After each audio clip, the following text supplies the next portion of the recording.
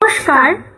আজকে আমাদের দুই বোনের একত্রিত প্রয়াস বিশ্বকবি রবীন্দ্রনাথ ঠাকুরের জন্ম মাস বৈশাখ মাস উপলক্ষে তারই লেখা একটি কবিতা সোনার তরী।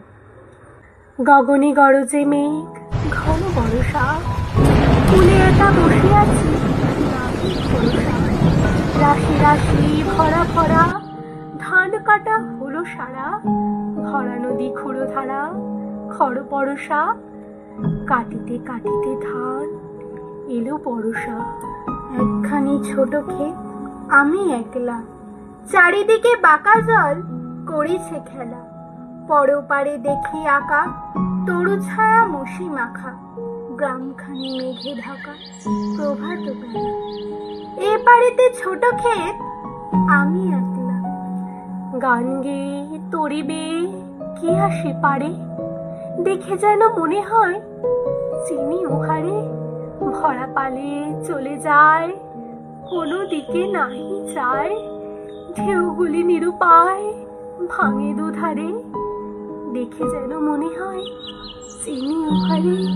ওগো তুমি কোথা যাও, কোন বিদেশে, পারেক ফেরাও তরি কুলেতে এসে। যেও যেথা যেতে চাও, যারে খুশি তারে দাও, শুধু তুমি নিয়ে যাও ক্ষণিকে হেসে আমার সোনার ধান কুলেতে এসে। যত চাও তত লও তরুণী পড়ে, আর আছে আর নেই দিয়েছি ভরে।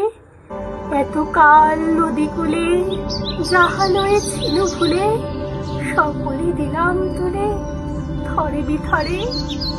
এখন আমারে লহ করুণা করে, ঠাই নাই ঠাই নাই ছোট সে তরি, আমার সোনার ধানে দিয়েছে ভরি। শ্রাবণ গগন ফিরে, ঘন মেঘ ঘুরে ফিরে, শূন্য নদীর তীরে রহিল পড়ে। যাহা ছিল নিয়ে গেল সোনার তরি। নমস্কার।